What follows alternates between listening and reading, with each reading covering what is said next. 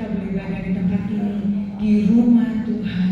Dan kita tahu Tuhan ada di tengah-tengah kita. Walaupun secara kasat mata kita tidak melihat kehadirannya, tetapi dengan mata rohani kita tahu keberadaannya. Dia sungguh Bapa yang baik, Dia Allah yang baik dalam menyertai setiap kita. Terima kasih Tuhan Yesus, terima kasih Bapa yang di surga, terima kasih Roh Kudus yang manis. Kami tahu Kau ada di tengah-tengah kami Tuhan. Kalaupun ada kuasa yang bukan daripadamu, Kau mau satukan hati kami, mau ikat, patahkan, hancurkan di dalam nama Tuhan Yesus. Nama yang berkuasa itu yang mencengkram setiap kami. Nama yang berkuasa itu yang memberkati kami. Nama yang berkuasa itu yang menyembuhkan setiap kami, menuntun hidup kami, memelihara hidup kami, menyediakan apa yang kami butuhkan. Terima kasih Tuhan. Kami serahkan teman-teman kami dalam perjalanan. Kami rindu bersama-sama memuji, menyembah, meninggikan, mengagungkan, memuliakan nama-Mu yang hidup, yang kudus Tuhan. Terima kasih Tuhan. Kami rindu masuk dalam hadirat-Mu. Roh Kudus cengkram setiap kami. Roh Kudus pegang tangan kami. Engkau pribadi yang kami rindukan. Tidak akan pernah ada pribadi seperti Engkau Tuhan. Engkau yang rela mati untuk kami. Engkau yang tebus hidup kami. Engkau yang selamatkan hidup kami. Kalaupun saat ini kami hidup untuk Tuhan. Kami tidak ragu akan kasih dan kuat cinta-Mu yang selalu datang dan bebaskan kami. Oh, terima kasih Tuhan Yesus. Haleluya.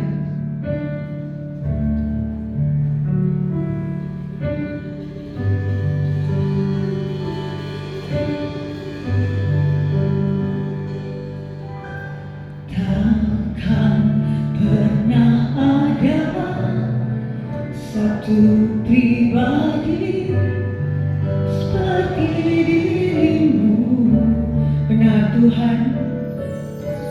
Kau yang rela mati, tebus hidupku dan selamatkanku. Karena-Mu aku hidup.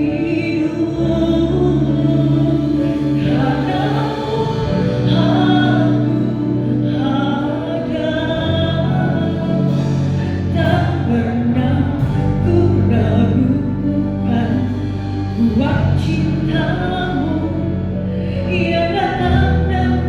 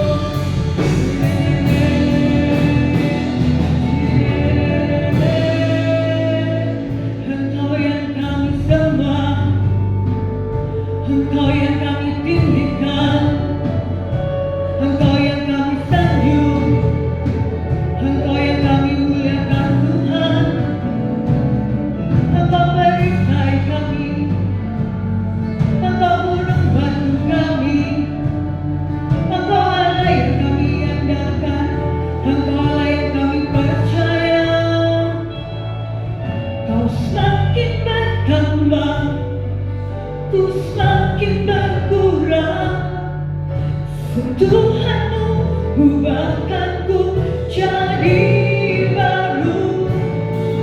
Kau semakin bertambah, ku semakin berkurang. Yesus penuhi ruang hatiku. Kau semakin bertambah, ku semakin berkurang. Dan Tuhanmu, ubahkanku jadi baru. Kau semakin bertambah, ku semakin berkurang. Yesus penuhi ruang hatiku.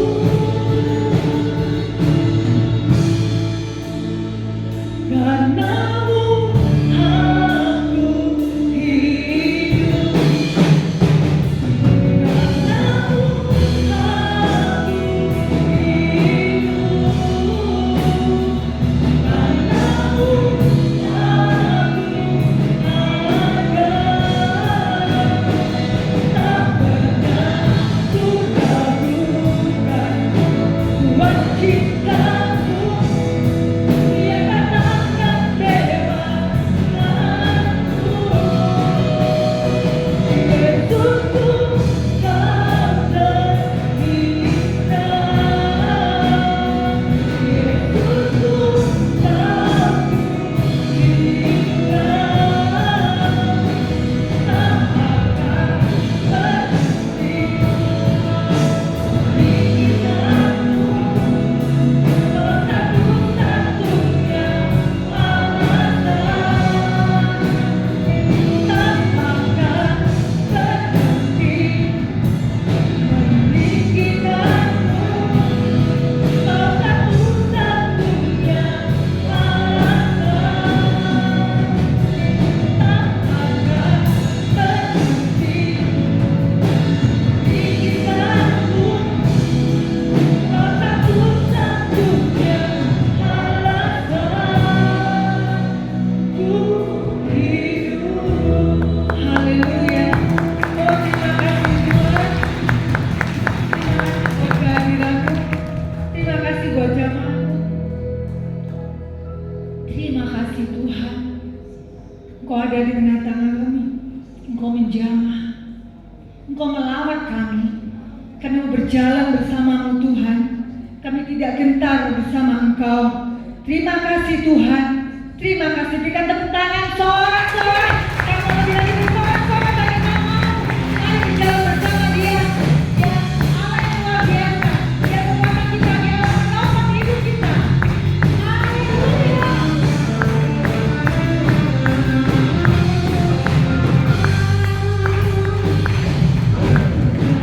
Jalan bersamamu. Kita katakan tak akan ku gentar.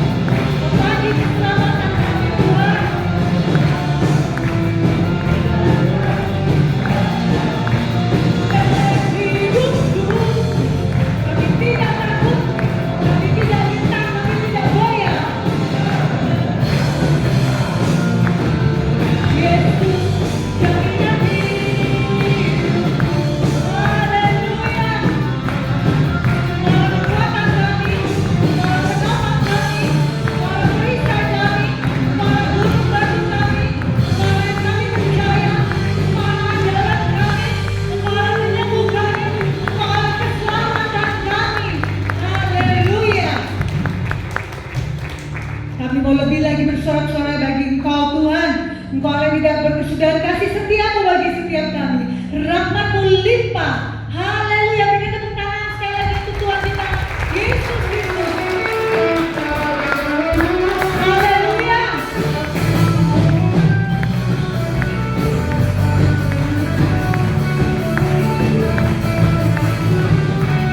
Dari hari ke hari tak pernah terbakar dekatmu turun atas hidupku.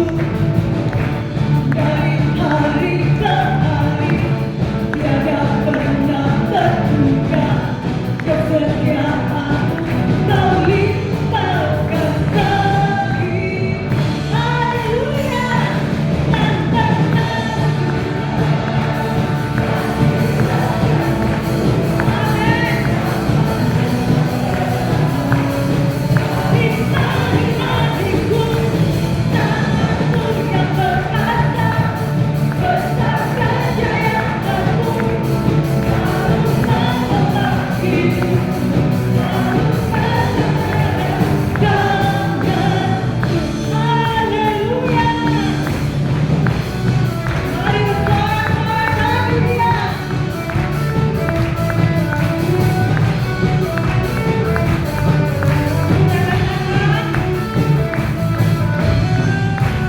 Dari hari ke hari tak pernah terbakar dekatmu turun atas hidupku. Amin. Dari hari ke hari tiada pernah terduga kesetiaanmu Kau limpahkan lagi. Haleluya.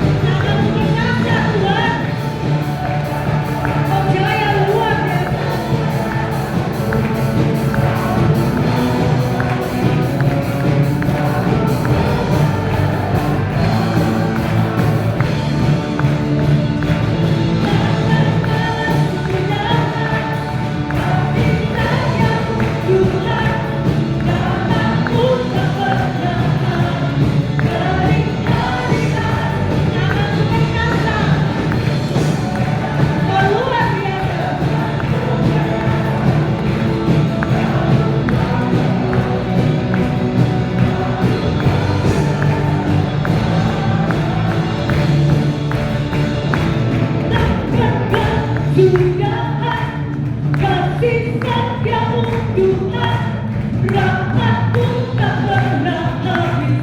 Dari hari-harimu tangan-Mu berkata Tuhan Yesus, besar kejayaanmu selalu menopang hidupku, selalu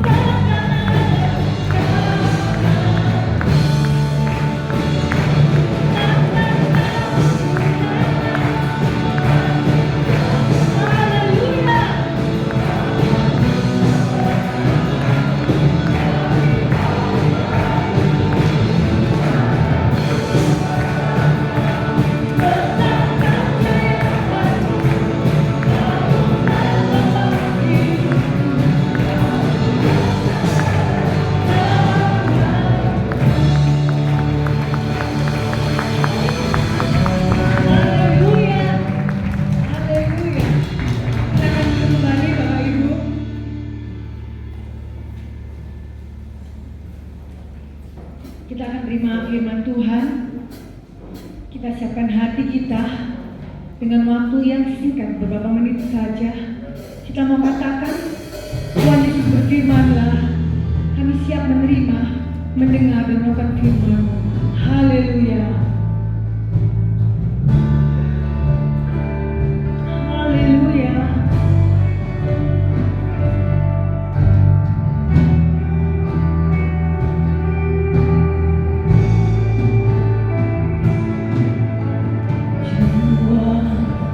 Bertanya, benar Tuhan, apakah masih ada? Amin.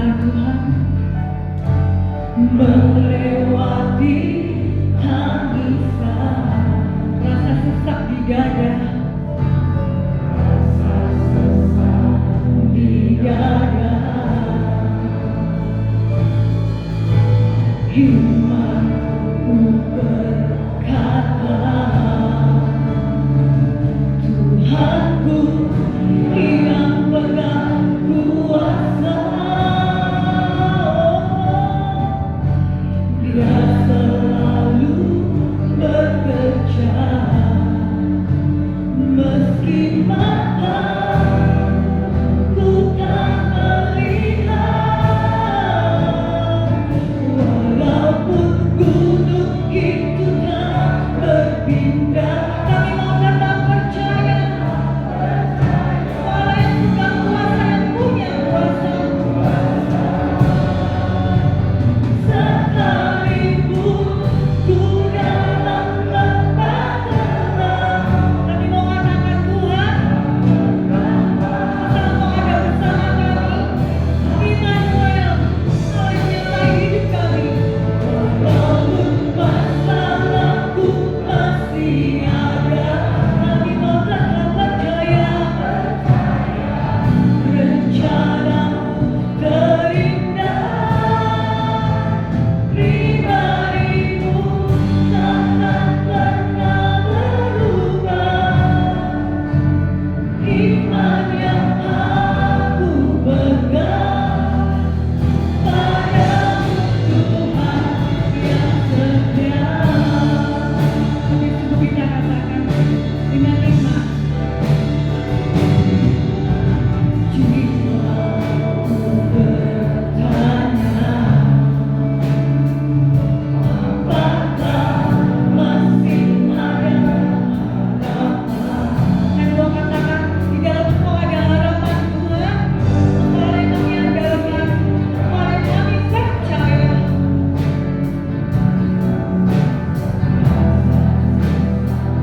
Di dada kita katakan, imanku berkata,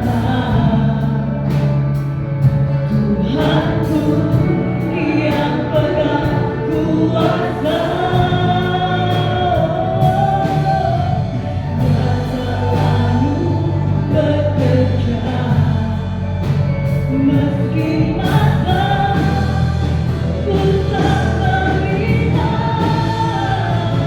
Saudara boleh bagi sendiri, gunung itu tak berpindah. Kami mau tetap percaya, Kau yang punya kuasa. Sekalipun ku dalam lembah gelap, tak pernah asal Kau di sampingku. Benar Tuhan, walaupun masalahku masih ada, tetap percaya, rencanamu terindah. Tuhan, pribadimu takkan pernah berubah. Iman yang aku pegang padamu, Tuhan, itu tak berpindah. Tetap percaya, Kau yang punya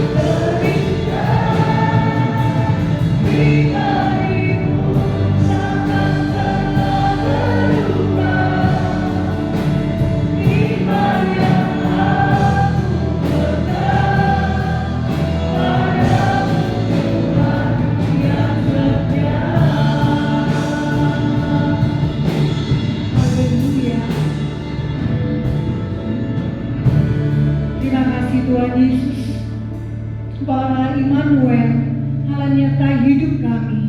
Dan kami mau katakan Tuhan, walaupun gunung itu tidak berpindah, kami mau tetap percaya, karena kami percaya Engkau yang pegang kuasa, Engkau yang pegang hidup kami, Engkau yang pegang tangan kami, Engkau yang pelihara hidup kami, Engkau yang tuntun hidup kami Tuhan. Dan kami mau katakan sekalipun kami dalam lembah kekelaman, melewati badai, tofan, cobaan hidup, kami mau katakan tidak mengapa Tuhan, asal Engkau ada di samping kami, asal Engkau menyertai hidup kami. Immanuel, Allah menyertai hidup kami. Terima kasih Tuhan, terima kasih buat kehadiran-Mu, terima kasih buat lawatan-Mu, terima kasih buat jamahan-Mu, terima kasih buat berkat-berkat-Mu. Sebentar kami akan terima firman-Mu Tuhan. Kami mau siapkan hati pikiran kami. Bersabdalah Tuhan, kami siap menerima mendengar. Khususnya untuk hamba-Mu, Bapak Gembala. Tuhan urapi, Tuhan berikan hikmat yang dari surga. Boleh menyampaikan firman Tuhan, firman Allah, dengan otoritas di bawah-Mu, dengan kuasa yang dari surga.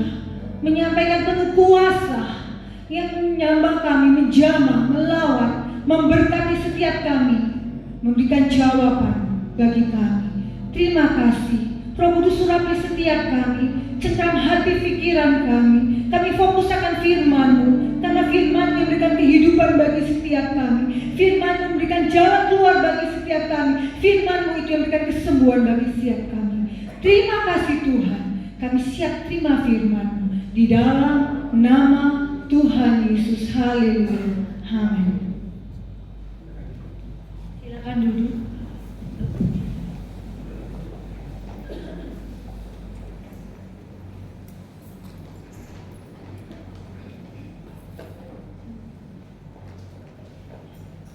Shalom, Bapak Ibu Saudara yang kasih Tuhan. Sebelum kita akan bersekutu dengan tubuh dan darah Tuhan dalam perjamuan kudus, sama-sama kita akan belajar kebenaran firman Tuhan. Judul perenungan firman Tuhan pada hari ini adalah mengapa mengeluh. Ini sebuah kalimat tanya. Mengapa mengeluh? Mengeluh adalah hal yang manusiawi. Bahkan kalau mau jujur, setiap orang pasti pernah mengeluh. Ya, kalau Bapak Ibu Saudara ingat, mungkin beberapa waktu yang lalu kita pernah melakukan hal itu, mengeluh. Ya, bahkan mungkin kemarin atau bahkan mungkin tadi pagi kita lakukan hal itu tanpa kita sadari. Karena memang mengeluh adalah hal yang manusiawi, yang sering dilakukan oleh semua orang, dianggap sesuatu yang wajar. Namun ternyata mengeluh itu bisa membangkitkan murka Tuhan. Sekali lagi, mengeluh itu bisa membangkitkan murka Tuhan. Nah, mari kita akan melihat. Ya, mungkin Bapak Saudara berkata, masa Pak cuman sekedar mengeluh bisa membangkitkan murka Tuhan? Kita akan lihat, kita akan buka Alkitab kita dari kitab Bilangan pasal yang ke-11 di ayat yang pertama mulai sampai dengan ayat yang ke-10.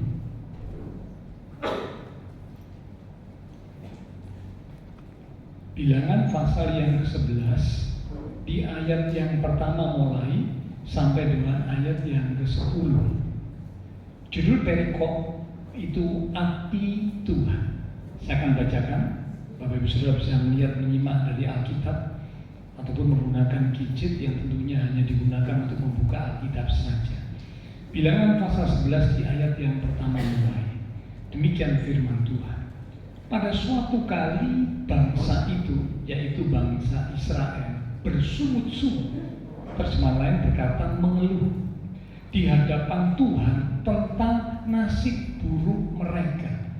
Dan ketika Tuhan mendengarnya, mendengar keluhan, ya, mendengar persungutan, bangkitlah murkanya, bangkitlah murka Tuhan. Kemudian menyalalah api Tuhan di antara mereka dan merajalela di tepi tempat perkemahan. Lalu berteriaklah bangsa itu kepada Musa dan Musa berdoa kepada Tuhan, maka padamlah api itu. Sebab itu orang menamai tempat itu Tabera, karena telah menyala api Tuhan di antara mereka. Perikop berikut, perikopnya berjudul Tuhan berjanji memberi daging. Ayat 4. Orang-orang, nah ini biasanya kalau kata-kata seperti ini biasanya disensor jadi gitu ya. Saya tidak bacakan, Bapak sudah bisa lihat, baca sendiri di Alkitab ya. Orang-orang gitu ya. Yang ada di antara mereka kemasukan nafsu rakus, dan orang Israel pun menangislah pula serta berkata, siapakah yang akan memberi kita makan daging? Kita teringat kepada ikan yang kita makan di Mesir dengan tidak bayar apa-apa, kepada mentimun dan semangka, bawang breh, bawang merah, dan bawang putih. Tetapi sekarang kita kurus kering, tidak ada sesuatu apapun kecuali mana ini saja yang kita lihat. Adapun mana itu seperti ketumbar dan kelihatannya seperti damar bedolah. Bangsa itu berlari kian kemari untuk memungutnya, lalu menggilingnya dengan batu kilangan atau menumbuknya dalam lumpang. Mereka memasaknya dalam periuk dan membuatnya menjadi roti bundar. Rasanya seperti rasa panganan yang digoreng. Dan apabila embun turun di tempat perkemahan pada waktu malam, maka turunlah juga mana di situ. Ketika Musa mendengar bangsa itu, yaitu orang-orang dari setiap kaum, menangis di depan pintu kemahnya, bangkitlah murka Tuhan dengan sangat. Sekali lagi, bangkitlah murka Tuhan dengan sangat, dan hal itu dipandang jahat oleh Musa. Amin. Cukup sampai situ ya. Bapak Ibu kasih sekat, karena nanti kita akan lihat beberapa ayat-ayat yang baru kita baca menjadi poin atau pembelajaran kita bersama pada pagi hari ini. Tadi di awal kita semua sudah mengerti bahwa memang mengeluh atau bahasa kita berkata bersungut-sungut itu adalah hal yang manusiawi, hal yang wajar. Ya, hampir setiap orang pasti pernah melakukannya, bahkan mungkin juga sering melakukannya. Kita pun kalau kita merenungkan, nah mungkin beberapa waktu yang lalu kita juga lakukan hal itu. Bahkan tidak untuk kemungkinan mungkin pagi-pagi itu, ya sebelum berangkat ke gereja kita sempat mengeluh atau bersungut-sungut. Menjadi pertanyaan, mengapa seorang itu bisa mengeluh? Nah ini pertanyaannya. Diharapkan melalui pembelajaran firman Tuhan pada pagi hari ini, Bapak, Ibu, Saudara dan saya bisa mencegah, melakukan tindakan preventif supaya kita jangan terbiasa untuk mengeluh. Karena apa? Ternyata mengeluh atau bersungut-sungut atau mengomel itu sesuatu yang mendatangkan murka Tuhan. Ayat-ayat yang baru kita baca sampai 2 kali, ya, diulang kata bangkitlah murka Tuhan. Bangkitlah murka Tuhan. Bahkan di bagian ayat yang terakhir dikatakan bangkitlah murka Tuhan dengan sangat. Jadi murka Tuhan yang sangat murka, sangat marah ketika mendengar keluhan, persungutan, omelan dari bangsa Israel. Nah karena itulah tentu semua kita tidak ada yang mau hidup di bawah murka Tuhan, pasti tidak ada. Ya kalau ditanya apakah kita sebagai umat Tuhan merasa bahwa hidup di bawah murka Tuhan itu sesuatu yang biasa, sesuatu yang baik-baik saja, tentu jawabannya pasti tidak. Di bawah murka penguasa sebuah negara itu sudah nggak enak.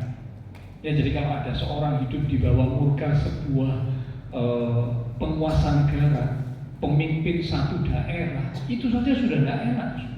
Apalagi kalau hidup di bawah murkanya Tuhan, penguasa seluruh langit, bumi, dan isinya, pasti sangat lebih lagi tidak enak.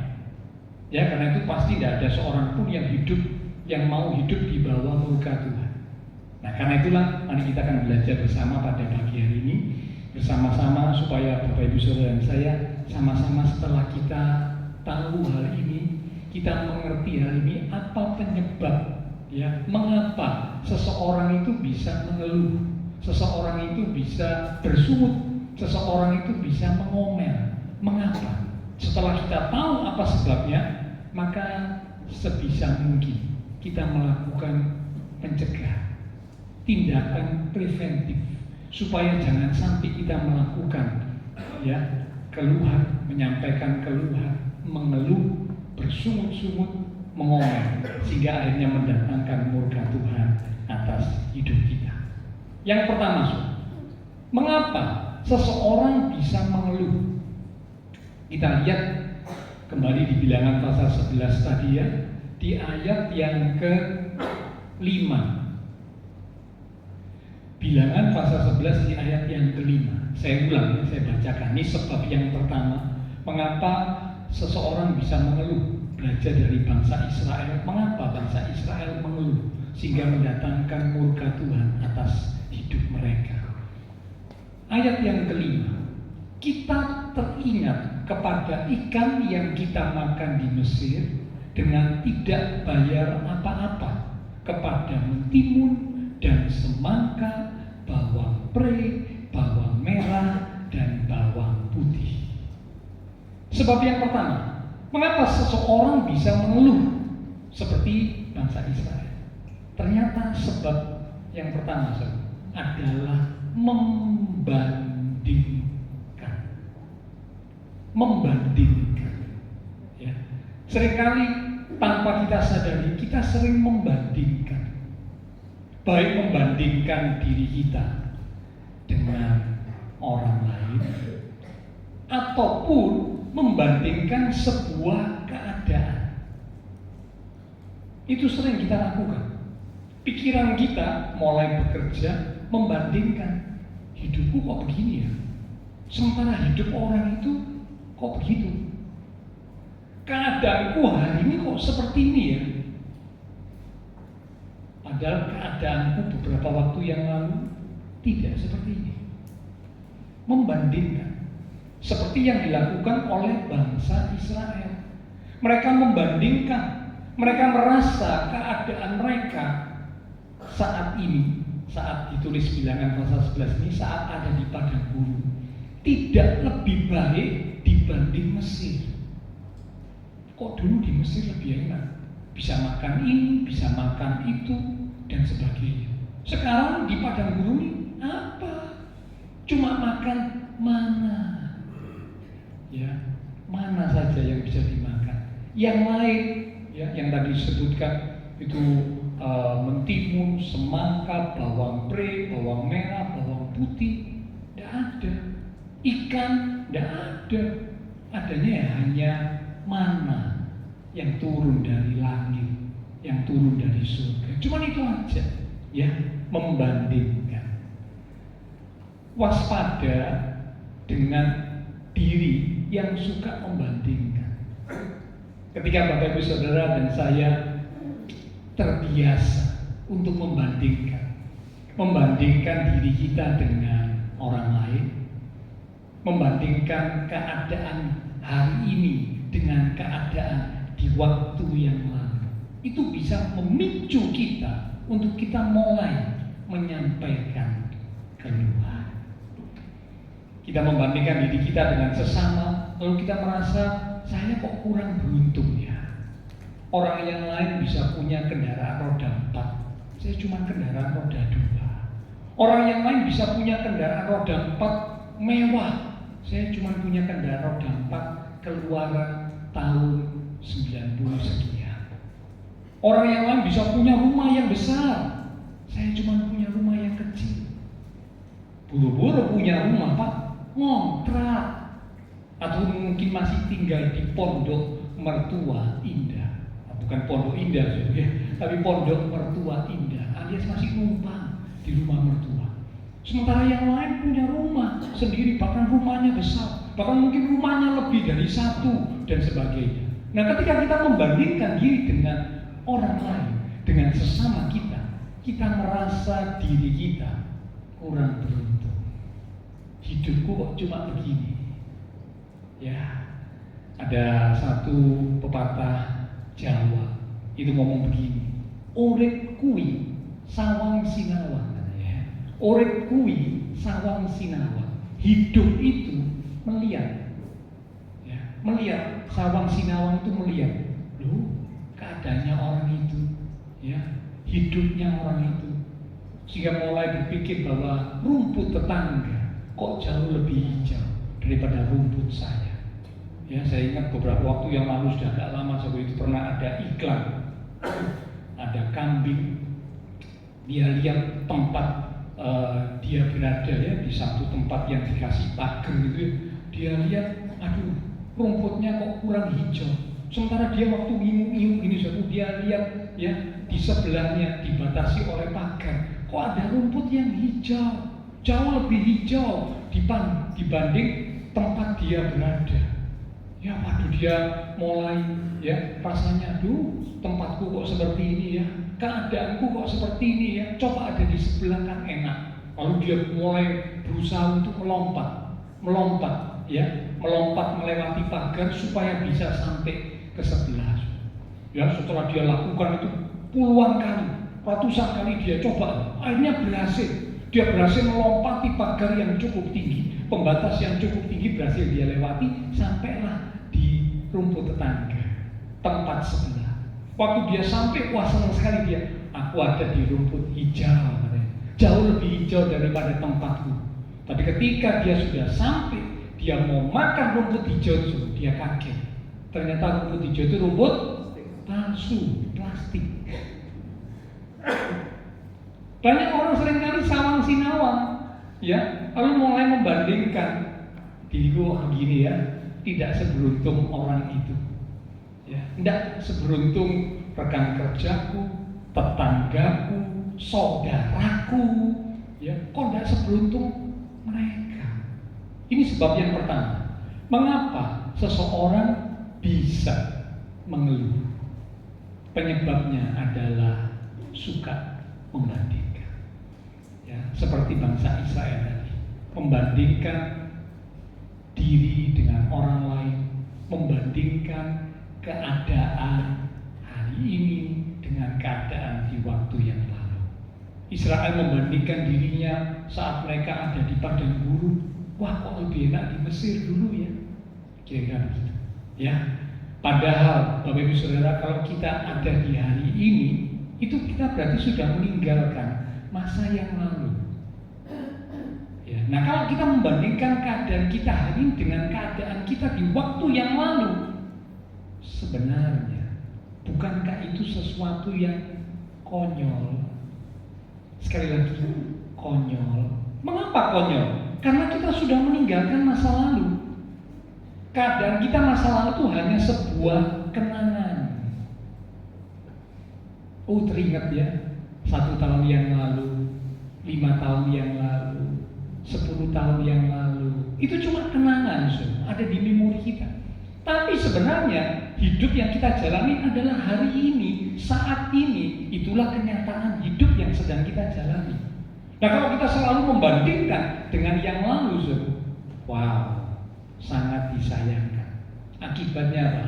Mulai timbul keluhan-keluhan, persumutan, omelan kepada Tuhan. Ya, oke, ini yang pertama, saudara.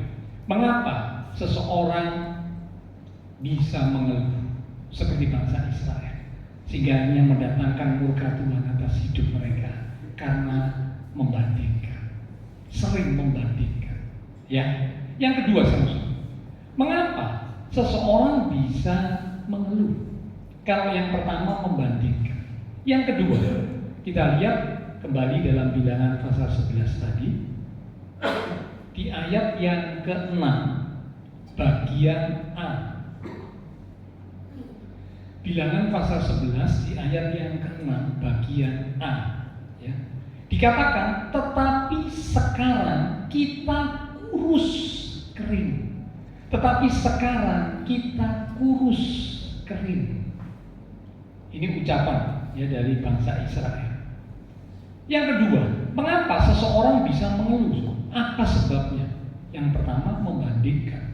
Suka atau sering membandingkan. Yang kedua, mengapa seseorang bisa mengeluh? Karena yang kedua, memandang masalah secara berlebihan. Sekali lagi, memandang masalah secara berlebihan. Bapak Ibu Saudara, bukankah sebenarnya hidup ini adalah masalah? Dalam salah satu konsep hidup ya, yang pernah disampaikan oleh seorang hamba Tuhan, ya, salah satunya hidup itu adalah masalah. Banyak saudara, itu konsep hidup itu banyak bicara tentang kehidupan. Hidup adalah anugerah, hidup adalah perjuangan, ya, hidup adalah menjalani apa yang harus dijalani. Hidup adalah kenyataan dan hidup adalah masalah. Dalam Ayub pasal 14, Bapak Ibu kasih sekat ya, bilangan pasal yang ke-11. Nanti kita akan kembali ke sana. Di kitab Ayub pada pasal yang ke-14, di ayat yang pertama, apa kata firman Tuhan? Ayub 14 ayat yang pertama. Manusia yang lahir dari perempuan. Nah, kalau mau jujur, ada nggak orang yang tidak lahir dari perempuan? Tidak ada. Kalau sampai ada itu berarti satu hal yang ajaib, ya, karena tidak pernah ada seorang pria yang bisa melahirkan, itu tidak ada, ya. Memang dulu saya pernah lihat sebuah film, waktu saya remaja itu ada pria, ya, aktor film itu ya, pria yang bisa mengandung, ya. Saya lupa itu waktu itu yang main Arnold siapa gitu ya, kalau nggak salah. Wah, ditunjukkan dia bisa mengandung, tapi kalau mau jujur itu cuma film, ya. Apa ada tuh, saudara, Bapak Ibu Saudara pernah menjumpai seorang pria yang mengandung? Ya ada, saudara. Ya. Entah kalau yang transgender ya. Sekarang kan musimnya transgender, saudara, ya. Orang tidak puas dengan hidupnya, yang pria kepingin menjadi wanita. Sementara yang wanita kepingin jadi pria. Ya, saya waktu yang lalu pernah dengan kelompok hamba Tuhan itu pergi ke Thailand, ya. Nah, waktu di Thailand itu dititipi pesan, Pak, hati-hati nih di Thailand. Oh, saya gitu ya, saya belum pernah, ya, saya nggak tahu. Hati-hati Pak, ya. Nek ada sih datangi Bapak lalu goda-goda, ya itu hati-hati Pak. Itu belum tentu wanita tulen. Nah, ternyata memang benar, ya, kalau di sana itu ya, pria-pria, tapi untung saya pergi sama istri saya, tidak sendirian, ya. Nah, kalau sendirian itu didatangi ya, teman-teman yang datang sendirian itu malah didatangi lebih lagi, digoda-goda, ya, dipanggil-panggil, bahkan dijawil-jawil, ya, itu mereka menggoda. Dan memang yang menggoda ini cantik-cantik, ya. Lalu ada teman yang nyeletuk, Pak, itu sing goda-goda, itu sing cantik-cantik, itu bukan perempuan. Oh, mosok, semua kaget, mosok, iya, bukan perempuan tuh Pak, itu transgender, ya, operasi Pak. Semua operasi lengkap, semua sebelum mulai dari mukanya sampai semua itu operasi lengkap, Pak. Sehingga akhirnya lebih cantik, lebih seksi daripada wanita yang tulen. Jadi kalau wanita Thailand yang yang kurang cantik, saya nggak ngomong elek-elek, yang kurang cantik itu malah wanita tulen. Tapi kalau yang cantik itu malah bukan wanita tulen, itu malah yang hasil operasi, ya, operasi plastik. Sampai seperti itu, tidak puas dengan keadaan dirinya. Nah, semua orang pasti dilahirkan dari perempuan, hanya perempuan yang bisa melahirkan. Berarti ayat ini berlaku untuk semua orang tanpa terkecuali. Kembali ya, ayat 14 ayat yang pertama. Manusia yang lahir dari perempuan berarti semua orang, singkat umurnya dan penuh kegelisahan. Sekali lagi, penuh kegelisahan. Dalam terjemahan yang lain itu dikatakan full of trouble, penuh dengan masalah, ya, hidupnya itu penuh dengan masalah. Bahkan ada yang ngomong sorrowful, ya, sorrowful. Jadi ternyata kata sorrow itu dari bahasa Inggris, itu tulisannya SORROW, ya. Sehingga orang Indonesia niru ngomongnya juga gitu, sorrow. Urip kok sorrow, Pak. Nah, itu ternyata dari bahasa Inggris, ya. Bahasa Inggrisnya itu sorrowful, ya, tapi pakai W, ya, R-nya double. Ya. Nah, hidup adalah masalah. Hidup memang selalu ada masalah. Bahkan banyak orang banyak masalah, punya banyak masalah. Masalah yang satu belum selesai, datang lagi masalah yang lain. Itulah kehidupan. Nah, ketika kita memandang masalah yang sedang kita hadapi secara berlebihan, maka itu akan membuat kita akhirnya mulai berkeluh kesah, mulai mengeluh, mulai bersungut, mulai mengomel, seperti yang dilakukan bangsa Israel. Sekarang kita kurus kering, katanya gitu. Padahal hari-hari misalnya banyak orang yang sedang menguruskan badannya, ya kan? Itu sekarang lagi ngetren, ya. Jadi saya bersyukur, saya nggak perlu ngurus no badan, sudah kurus. Yang lain mesti berjuang supaya lemaknya terbakar, ya, lagi menguruskan badannya. Tidak tahu, mungkin supaya sehat dan sebagainya. Memang, ya, kalau yang gemuk-gemuk mesti hati-hati, ya, itu banyak timbunan lemak katanya gitu, ya. Nah, kalau banyak timbunan lemak nanti berpotensi untuk muncul, ya, waktu diperiksa, di general check up, wah, kelebihan, ya, bukan kelebihan uang, bukan, ya, tapi kelebihan lemak, kelebihan kolesterol, asam urat, dan yang lain-lain, kelebihan. Nah, ini sekarang menguruskan supaya sehat, ya. Nah, Israel berkata, sekarang kita kurus kering. Mereka melihat kehidupan mereka, ya, mereka memandang bahwa kehidupan mereka punya masalah, bahkan banyak masalah, dan mereka memandang masalah yang mereka hadapi hari itu secara berlebihan, sehingga mereka mulai berkeluh, mulai bersungut, mulai mengomel. Kalau diibaratkan seperti sebuah perjalanan, kalau Bapak Ibu Saudara sedang melakukan perjalanan, berada di sebuah tempat yang dingin, katakanlah di pegunungan, gitu, ya. Nah, biasanya kalau tempat dingin itu pada waktu-waktu tertentu, ketika sudah dingin, ya, itu mulai muncul kabut, cuaca mulai berkabut. Nah, ketika cuaca mulai berkabut, keadaan mulai berkabut, pengemudi yang benar seharusnya tidak tertuju kepada kabut, tetapi tertuju kepada jalan dan tujuan. Saya ulang, ya. Pengemudi yang benar waktu dia sedang mengemudikan kendaraan di tengah situasi cuaca yang sedang berkabut, maka pengemudi yang benar tidak terfokus kepada kabutnya. Memang dia melihat kabut, tapi dia nggak fokus kepada kabut. Dia fokus kepada jalannya, jalan yang dia akan lewati dan tujuannya. Kalau dia fokus kepada kabutnya, saya berani pastikan dia akan keluar dari jalan yang harus dia lewati. Bisa jadi mungkin dia nabrak, mungkin dia masuk ke jurang dan sebagainya. Karena apa? Tidak berfokus kepada jalan. Nah, banyak orang dalam kehidupan juga begitu, Ustaz. Ketika mereka menjalani kehidupan, ya, memang hidup itu ada masalah, karena hidup adalah masalah. Tadi dikatakan penuh kegelisahan, banyak masalah. Tapi yang penting sekarang, fokus kita kepada apa? Apakah fokus kita kepada masalah? Masalah akan menjadi masalah ketika dianggap sebagai masalah. Saya ulang, ya. Masalah akan menjadi masalah ketika dianggap sebagai masalah. Artinya apa?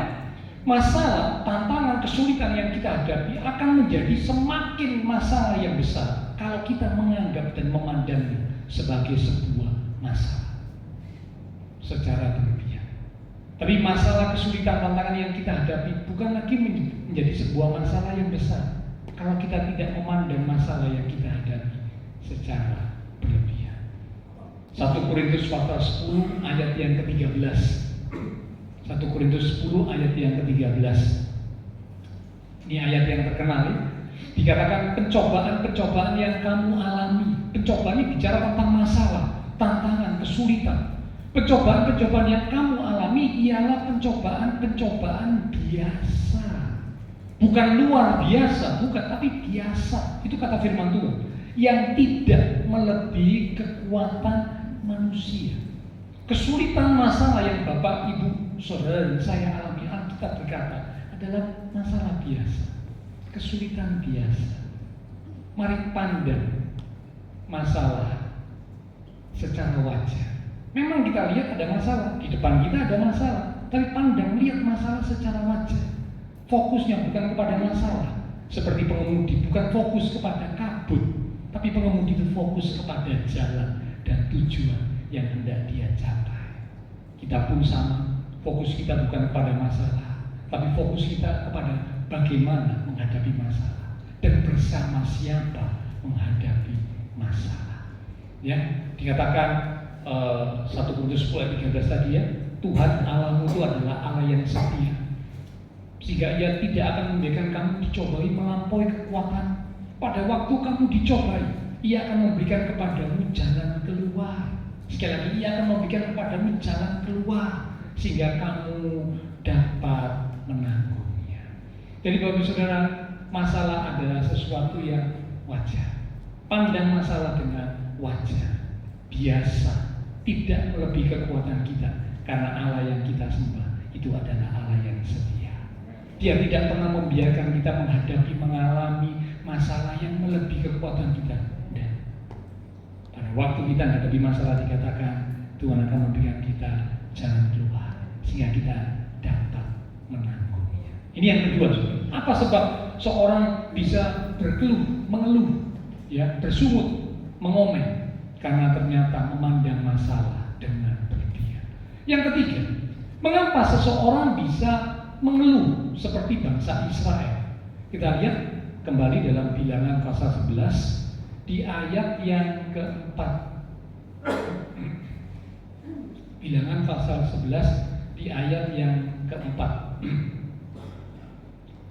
Dikatakan orang-orang itu satu ya, yang ada di antara mereka kemasukan nafsu rakus, dan orang Israel pun menangislah pula serta berkata, siapakah yang akan memberi kita makan daging? Terjemahan yang lain itu lebih jelas. Dikatakan begini, terjemahan yang lain ya, pada ayat yang keempat ini, dalam perjalanan orang-orang Israel itu ada juga orang-orang asing yang ikut. Ya, ini terjemahan lain ya. Kalau terjemahan baru tadi kan nggak enak disebut so ya, gitu aja ya. Terjemahan lain dikatakan dalam perjalanan orang-orang Israel itu ada juga orang-orang asing yang ikut. Kalimat berikut dikatakan mereka itu ingin sekali, ada kata ingin sekali makan daging, dan orang Israel juga mulai mengeluh.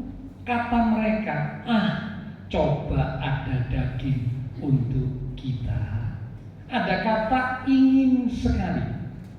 Sebab yang ketiga, mengapa seseorang bisa mengeluh seperti bangsa Israel? Ternyata karena yang ketiga, keluhan bisa muncul karena orang tidak bisa mengendalikan keinginannya. Sekali lagi, tidak bisa mengendalikan keinginannya. Seperti ini, ya. Orang Israel waktu keluar dari Mesir, ternyata bersama mereka bukan cuma mereka sendiri, ada orang lain, orang asing. Nah, orang asing yang ikut keluar dari Mesir bersama mereka, ini punya pengaruh besar. Ingat Alkitab berkata, pergaulan yang buruk, tahu, ya pasti semua tahu itu, merusak kelakuan yang baik. Dengan siapa kita sering bergaul, dengan siapa kita sering bertemu, tentu itu akan mempengaruhi diri kita, pikiran kita, kata-kata kita, tindakan kita akan terpengaruh. Oh enggak Pak, saya ini orangnya kuat, saya ini orangnya punya prinsip. Sekuat-kuatnya kita ini bukan Superman, bukan manusia super, bukan. Kalau Bapak Ibu Saudara saya terus kumpul dengan orang yang tidak benar, maka firman Tuhan ini pasti terjadi. Hidup kita yang baik, kelakuan kita yang baik, kata-kata kita yang baik, pikiran kita yang baik, akhirnya akan dipengaruhi dan berubah. Kata-katanya negatif, pikirannya negatif, perbuatannya negatif, akhirnya hidupnya juga negatif. Jadi orang yang negatif karena pengaruh. Ya, jadi karena itu orang yang berhikmat dia akan tahu membatasi pergaulannya, karena itu sangat mempengaruhi. Nah, orang-orang asing ini yang bersama Israel keluar dari Mesir mempengaruhi. Orang asing itu ingin sekali makan daging, punya keinginan makan daging, sehingga akhirnya ketika orang asing itu mulai ingin makan daging, mempengaruhi orang Israel. Orang Israel mulai mengeluh, mulai bersuruh, mulai mengomel. Keinginan, ya. Di kitab Yakobus pada pasal yang keempat di ayat yang kedua. Mari kita lihat. Yakobus pasal 4 di ayat yang kedua. Kasih sekat bilangan pasal 11, nanti kembali ke sana. Yakobus 4 ayat yang kedua dikatakan, kamu mengingini sesuatu. Sebenarnya keinginan itu adalah sesuatu yang wajar. Manusia yang hidup itu pasti punya keinginan. Manusia yang normal, yang hidupnya normal, itu pasti punya keinginan. Tapi masalahnya, bisa nggak kita mengendalikan keinginan kita? Kalau keinginan itu salah, keinginan itu tidak benar, keinginan itu bahkan bertentangan dengan kehendak Tuhan, bisa nggak kita mengendalikan keinginan kita? Kembali Yakobus 4 ayat 2. Kamu mengingini sesuatu, tetapi kamu tidak memperolehnya, lalu kamu membunuh. Jadi berubah. Karena apa? Keinginannya harus dituruti, keinginannya harus terjadi, keinginannya harus terlaksana. Nah, ini seringkali seperti itu, Saudara. Ya, kalau membunuh sudah tingkat yang fatal, Saudara. Dosa yang fatal. Tapi kalau belum fatal, biasanya ketika kita punya keinginan, semakin besar keinginan kita, kalau kita nggak bisa mencapainya, biasanya mulai timbul apa? Keluhan. Aduh, aku saja nih kepingin ini, ya aku kepingin ini, tapi kok nggak bisa, kok nggak keturutan. Sudah tak doa berjuang untuk bisa mendapat, tapi tidak bisa mendapat, sehingga akhirnya mulai ada kekecewaan dalam hati, akhirnya mulai mengeluh, bersyukur dan sebagainya. Ya, keinginan diibaratkan seperti sebuah mesin penggerak. Karena itu keinginan harus dikendalikan, harus bisa dikendalikan. Jika tidak bisa dikendalikan, maka akhirnya akan bisa membinasakan seseorang. Yakobus pada pasal yang pertama, kita lihat sebentar ya, Yakobus pasal yang pertama di ayat yang ke-14. Yakobus pasal pertama di ayat yang ke-14.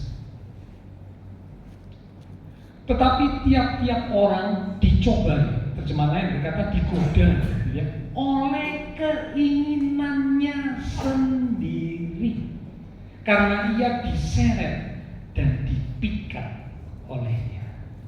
Keinginan yang tidak bisa dikendalikan bahaya, menjadi menyeret pikiran seseorang, menyeret hati, menyeret kehidupan seseorang. Diseret, dipikat. Di ayat yang ke-15 bahkan dikatakan apabila keinginan itu telah dibuai itu maksudnya keinginan itu dipaksakan harus terjadi, dialami dalam kehidupan, maka akhirnya kalau itu keinginan yang tidak benar ya, yang tidak sesuai kehendak Tuhan, ia akan melahirkan dosa. Dan apabila dosa itu sudah matang, ia melahirkan maut. Jadi keinginan yang tidak bisa dikendalikan, Saudara. Ini saya bicara tentang keinginan yang tidak benar ya. Keinginan yang berdosa. Keinginan yang tidak sesuai dengan apa yang Tuhan mau. Itu bahaya. Orang jadi terseret, terpikat, lalu setelah keinginan itu dipaksakan harus terjadi, maka segala macam cara ditempuh. Hari-hari ini kan banyak orang menghalalkan segala macam cara demi supaya keinginan tercapai.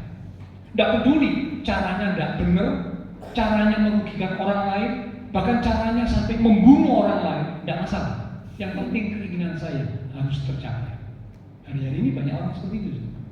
Dan bahayanya, gawatnya, itu juga masuk ke kehidupan umat Tuhan, ke kehidupan gereja Tuhan. Ya, orang jadi menghalalkan segala cara, ya, sampai saya pernah dengar cerita, ya, tapi saya percaya ya, gereja Tuhan yang benar tidak seperti itu. Ada gereja sampai tarik-tarian jemaat dari orang lain, tempat lain ditarik, bis ditaruh di depan gereja orang lain. Ayo ikut ke gereja kami. Di gereja kami, wah, semuanya serba wah, katanya ya, fasilitasnya wah, ya, tempatnya wah, ya, dapat juga hadiah yang wah, pendetanya wah, semuanya serba wah. Kalau tempatmu segala macam cara ditempuh demi untuk sebuah tujuan tercapai.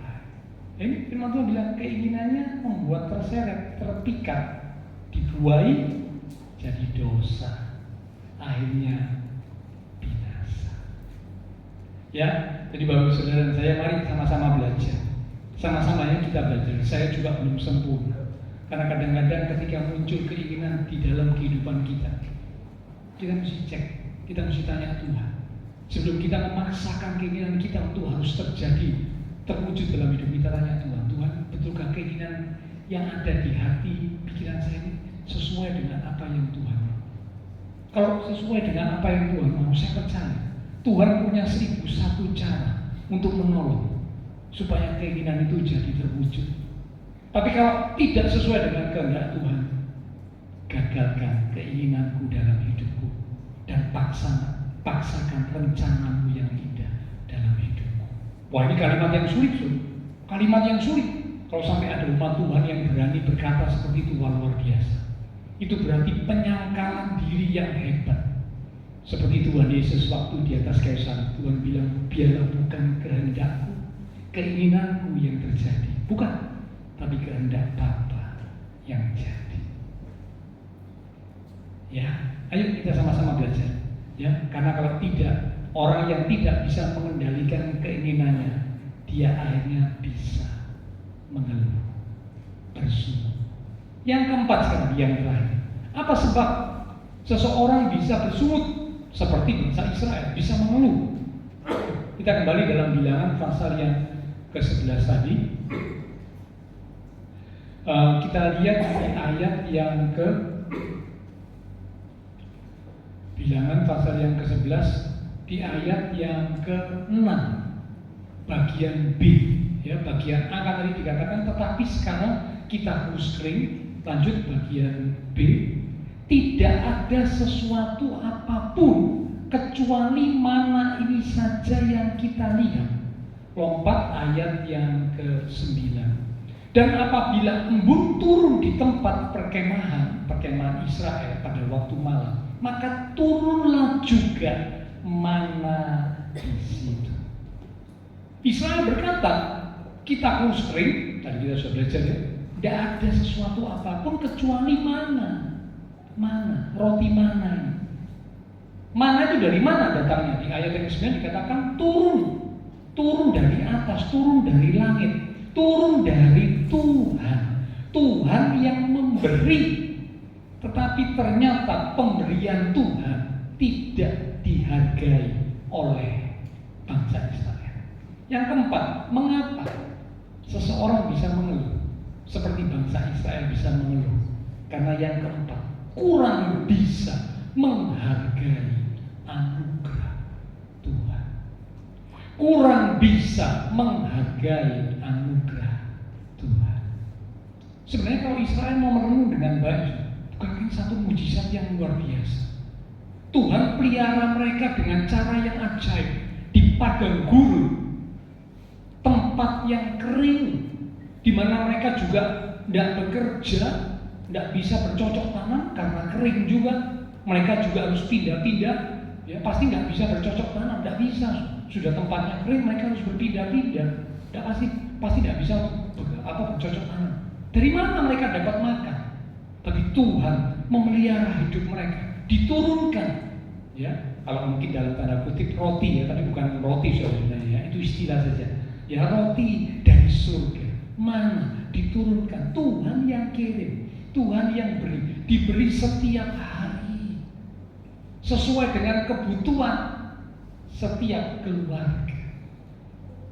Tapi mereka adalah orang-orang yang kurang bisa menghargai anugerah Tuhan. Seringkali manusia tidak bisa menghargai anugerah Tuhan. Sebenarnya kalau Bapak Ibu Saudara saya bisa bernafas, ini salah satu yang sederhana ya. Saya percaya semua orang yang ada di ruangan ini pasti bisa bernafas. Betul? Kalau tidak bisa bernafas, maaf Saudara ya, pasti sudah ditaruh di adiasa. Loh iya kan? Karena nafas ini adalah membuat kita jadi hidup. Nah kalau nggak bisa bernafas, berhenti bernafas, ya berarti mati Saudara. Ditaruh di adiasa, jadi jenazah. Kalau kita bisa bernafas, ini sebenarnya adalah anugerah Tuhan yang luar biasa. Tapi sudahkah kita mensyukuri anugerah Tuhan dalam hidup kita? Mana yang Tuhan berikan yang bisa memelihara kehidupan orang Israel sekian lamanya, sekian puluh tahun, dianggap remeh, bahkan dianggap sesuatu yang tidak penting. Cuma mana, nggak ada apa-apa selain mana. Padahal Tuhan yang kirim, kurang bisa menghargai anugerah Tuhan. Sebenarnya kalau orang Israel mau merenung dengan baik, sisi baik ketika mereka ada di padang gurun, harusnya mereka bisa bersyukur, mereka bisa berkata begini, terima kasih Tuhan, meskipun kami ada di padang gurun, tapi kami tidak lagi menjadi budak. Karena waktu di Mesir, sebelum mereka keluar dari Mesir, mereka itu adalah budak. Kalau Bapak Ibu baca, ditekan, hidupnya ditindas dengan begitu keras, sampai mereka menjerit, mereka berseru, minta tolong kepada Tuhan karena penindasan yang begitu kejam yang dilakukan oleh bangsa Mesir terhadap bangsa Israel. Budak. Kemerdekaan sebenarnya nilainya lebih tinggi daripada apapun.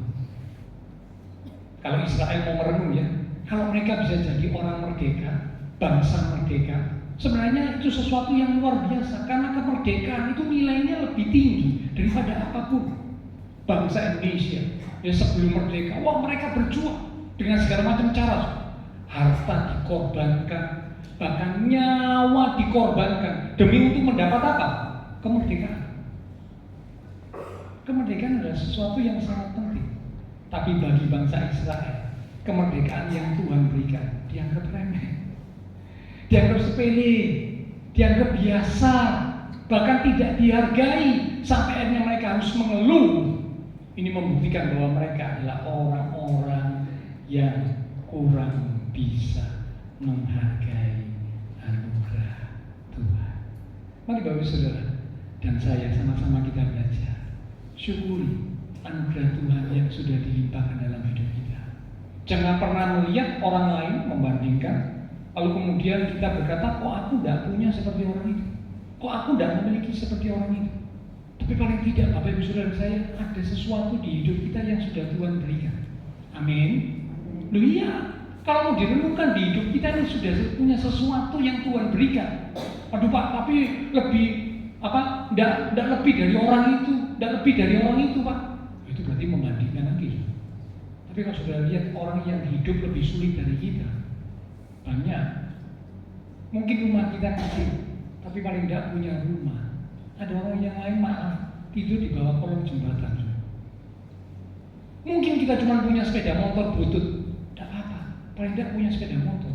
Orang yang lain boro-boro punya sepeda motor, sepeda aja nggak punya, kemana-mana naik angkot, jalan kaki. Tuh, bersyukur kan? Kalau melihat orang lain lebih susah, lebih sulit, kita kan bisa bersyukur. Jadi orang yang tahu menghargai anugerah Tuhan dalam hidup kita. Ya, jadilah 4 hal, 4 sebab Mengapa seseorang itu bisa mengeluh? Nah, kita nggak belajar jauh-jauh, kita belajar dari hidup orang Israel. Supaya kita waspada, supaya kita mencegah, melakukan tindakan preventif sebisa mungkin. Saya mau berjuang untuk mengurangi supaya diri saya tidak menjadi orang yang suka mengeluh. Karena ternyata mengeluh itu bisa mendatangkan murka Tuhan dalam hidup kita. Caranya bagaimana? Kita sudah belajar bersama tadi ya. Yang pertama, jadi orang jangan suka membandingkan. Yang kedua, pandang masalah secara wajar. Karena memang hidup itu masalah. Kalau menghadapi masalah ya itu wajar. Memang hidup adalah masalah. Tapi pandang masalah secara wajar. Yang penting, bagaimana kita menghadapi masalah dan bersama siapa kita menghadapi masalah. Yang ketiga, supaya kita tidak mengeluh, kendalikan keinginan kita. Keinginan yang tidak dikendalikan bahaya. Kalau itu keinginan yang tidak benar, keinginan yang tidak sesuai dengan kehendak Tuhan, bahaya. Kita terseret, dipikat, diseret, akhirnya kita jatuh. Hidup kita hancur. Ya, mungkin awalnya cuma bersungut-sungut, tapi akhirnya bukan cuma bersungut, lama-lama jatuh dalam banyak hal yang lain. Dan yang keempat, yang terakhir, supaya tidak mengeluh, mari kita belajar menjadi umat Tuhan yang tahu menghargai anugerah Tuhan. Anugerah yang mungkin kelihatannya biasa, anugerah yang kelihatannya mungkin sepele, tapi itu adalah anugerah yang Tuhan beri buat kita. Syukuri setiap anugerah, setiap berkat, setiap pemberian yang Tuhan beri dalam hidup kita. Maka ucapan syukur kita itu akan menyenangkan hati Tuhan. Nah, kalau Tuhan disenangkan, sesuatu yang indah akan Tuhan lakukan, Tuhan berikan dalam hidup kita. Amin. Kiranya firman Tuhan boleh jadi berkat untuk kita sekarang. Silakan pelayan kembali maju ke depan. Kita bersiap untuk sebentar kita akan bersekutu dengan tubuh dan darah Tuhan. Lewat satu pujian menjadi keinginan kita bersama. Tuhan, aku mau menyenangkan Tuhan. Tuhan, ku mau menyenangkan-Mu. Tuhan, bentuklah hati ini jadi bencana untuk hormat-Mu. Cemerlang bagai emas murni. Tuhan, ku serahkan hatiku.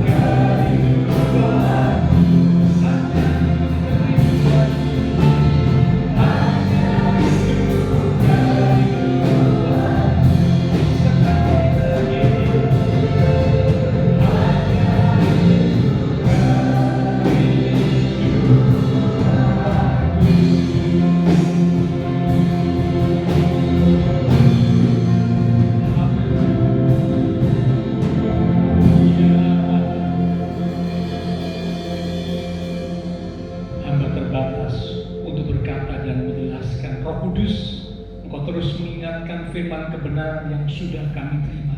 Karena seperti pujian yang baru kami sampaikan, kami rindu menjadi umat Tuhan, menjadi jemaat Tuhan yang semakin hari semakin menyenangkan hati Tuhan. Salah satunya adalah kami belajar untuk menjadi umat Tuhan yang tidak mengeluh. Kami sadar memang ini bukan hal yang mudah, karena seringkali mengeluh dianggap sesuatu yang manusiawi, sesuatu yang wajar, sehingga banyak orang sering melakukannya, termasuk kadang kami umat Tuhan juga sering melakukannya. Ampuni kami Tuhan, karena ternyata firman-Mu memberikan satu pembelajaran buat kami. Mengeluh itu bisa mendatangkan murka Tuhan, berarti tidak menyenangkan hati Tuhan. Bila kami mau sama-sama belajar dengan tindakan pencegahan, kami mau belajar untuk kami tidak membandingkan, untuk kami tidak memandang masalah secara berlebihan, untuk kami bisa mengendalikan keinginan kami, dan untuk kami bisa belajar menghargai anugerah Tuhan dalam hidup kami. Terima kasih Tuhan, terima kasih. Sebentar kami akan bersekutu dengan tubuh dan darah Tuhan yang kudus. Sebelum kami akan bersekutu dengan tubuh dan darah Tuhan, kami introspeksi diri kami. Jika ada dosa kesalahan yang sudah kami lakukan, baik lewat perbuatan kami, perkataan kami, pemikiran kami yang tidak sesuai, yang tidak seturut dengan apa yang Tuhan kehendaki. Pagi ini kami datang merendahkan diri di hadapan Tuhan. Kami mohon pengampunan Tuhan. Ampuni segala dosa kesalahan yang sudah kami perbuat, yang sudah kami katakan, yang sudah kami pikirkan, yang tidak sesuai dengan apa yang menjadi kehendak Tuhan, sehingga mendukakan hati Tuhan. Ampuni kami Tuhan, ampuni segala dosa kesalahan kami. Dan kami percaya jika kami memohon pengampunan dengan penuh kesungguhan, Engkau Allah yang setia. Engkau berjanji untuk mengampuni kami dari segala dosa kami, sehingga kami dikuduskan, disucikan, dilayakkan untuk sebentar kami akan bersekutu dengan tubuh dan darah Tuhan yang kudus. Berkati roti dan anggur yang akan kami terima. Kami rindu melalui persekutuan dengan tubuh dan darah Tuhan pagi ini. Sungguh iman setiap kami semakin diteguhkan. Kau urapi setiap hamba-hambamu yang akan melayani dengan hati yang siap. Kami akan menerima tubuh dan darah Tuhan yang kudus. Dalam nama Tuhan Yesus Kristus kami sudah berdoa. Amin. Sementara tubuh dan darah Tuhan akan dibagikan oleh para pelayan jemaat kudus, saya mohon nanti Bapak Ibu Saudara yang sudah menerima bisa berdiri, disiapkan ayatnya dibaca, plastiknya dibuka. Setelah itu selesai perjamuan, saya mohon dengan hormat supaya tidak segera membuang. Jangan langsung membuang maksudnya. Karena beberapa kali tapi saya bisa paham ya. Lebih baik kalau mungkin jangan dibuang dulu. Karena kalau dibuang kan kita masuk dalam doa. Kalau semua tuh serentak di atas ini rumah tuh, dok gitu, masuk ke tempat sampah itu. Maaf, itu sangat mengganggu. Kita kan lagi berdoa. Saya mohon dengan sangat dipegang dulu. Nanti selesai doa, amin, baru dibuang. Kan waktu buang itu nggak sampai 10 detik, betul ya? Nggak sampai 10 detik. Masa kita harus segera membuang? Disimpan nggak apa-apa kok. Tangan kita nggak akan cedera, nggak akan. Cuma megang gitu saja, nggak cedera. Jadi tolong dipegang dulu, jangan dibuang. Langsung kita berdoa supaya konsentrasi kita tertuju pada Tuhan di dalam doa. Setuju ya Bapak Ibu Saudara? Saya mohon jangan langsung dibuang, dipegang dulu. Setelah doa amin baru dibuang. Oke, silakan dan Mbak bisa membagikan tubuh dan darah Tuhan. Lewat pujian kita katakan, kasih Allahku sungguhlah ketika dia serahkan, ketika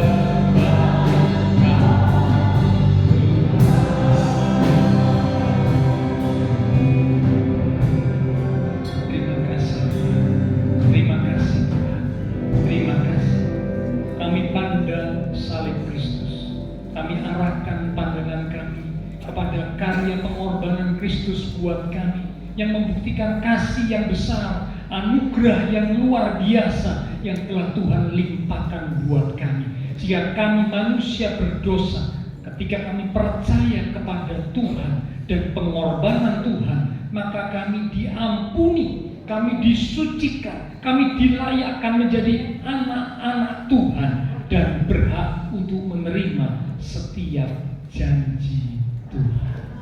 Patut kami bersyukur. Terima kasih Tuhan. Terima kasih. Sungguh luar biasa anugerah-Mu bagi kami. Terima kasih Tuhan Yesus. Sekarang kami umat-umat Tuhan akan bersekutu dengan tubuh dan darah Tuhan yang kudus. Kami rindu sungguh melalui persekutuan dengan tubuh dan darah Tuhan pada pagi ini. Kami mengingat kembali akan kasih Tuhan, menguatkan, meneguhkan iman setiap kami. Bahkan kuasa-Mu boleh semakin bekerja di dalam kehidupan setiap kami.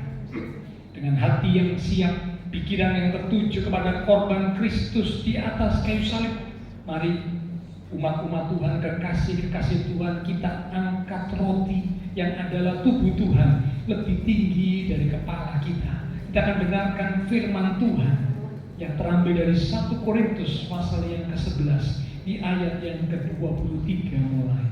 Demikian firman Tuhan.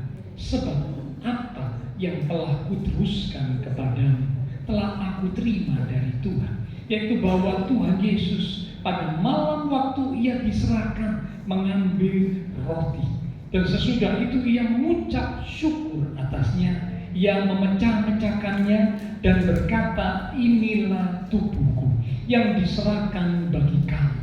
Perbuatlah ini menjadi peringatan akan aku. Saudara, roti yang telah dipecah-pecahkan dan sebentar kita akan makan bersama-sama. Bukankah ini adalah persekutuan dengan tubuh Kristus? Mari kita akan makan bersama-sama, katakan dengan iman dalam nama Tuhan Yesus Kristus. Haleluya.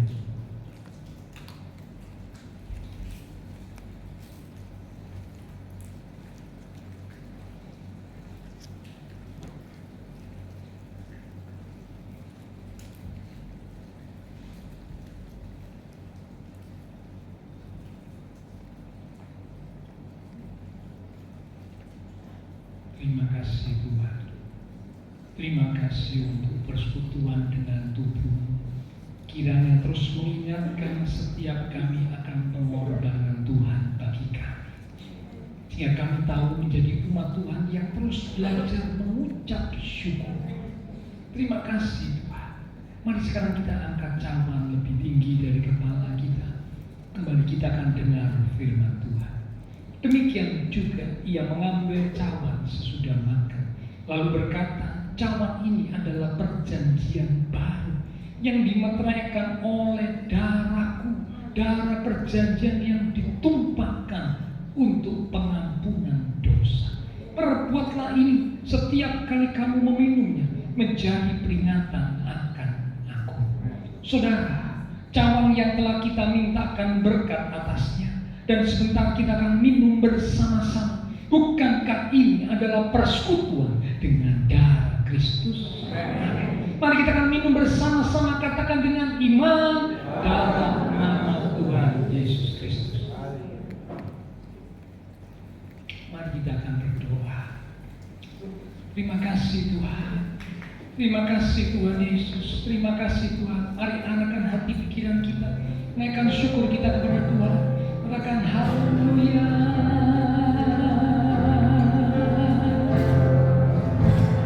Oh, kami umat bersyukur Tuhan.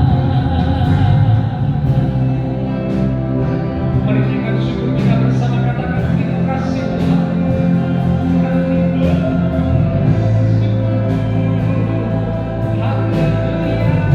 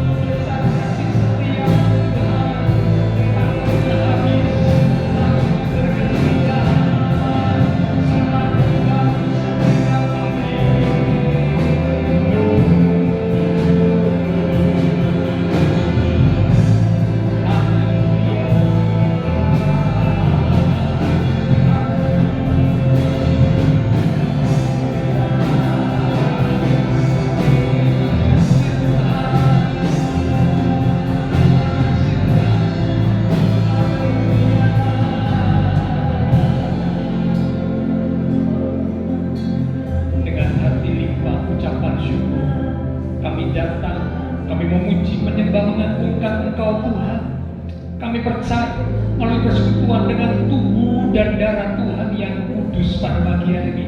Kuasa-Mu sudah bekerja atas setiap kami, sehingga jika ada kami yang sakit, dengan iman kami berkata, Tuhan telah menyembuhkan kami.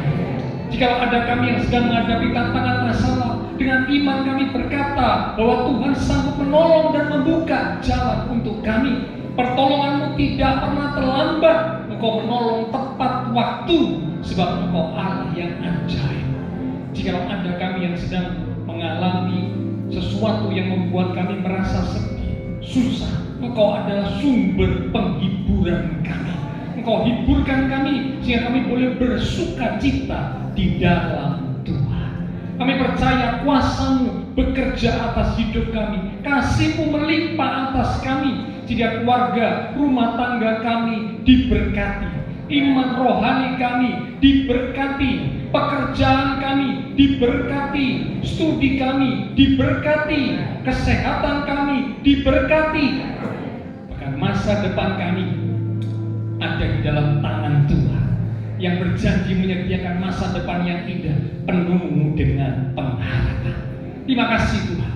Semua yang sudah melayani, persembahan yang dipersembahkan, apapun yang dilakukan setiap umat Tuhan, karena mengasihi Tuhan, Allah sumber segala berkat akan memberkati kembali dan terus memakai hidup kami untuk kami boleh lebih lagi memuliakan Tuhan. Kami berdoa buat teman-teman seiman kami yang tidak bisa hadir, mereka-mereka juga yang membutuhkan bantuan doa. Untuk mereka-mereka yang sakit, kesehatan Bapak Gito, kesehatan Bapak Roni, kesehatan Bapak Denny, dan juga teman-teman seiman kami yang lain yang sakit.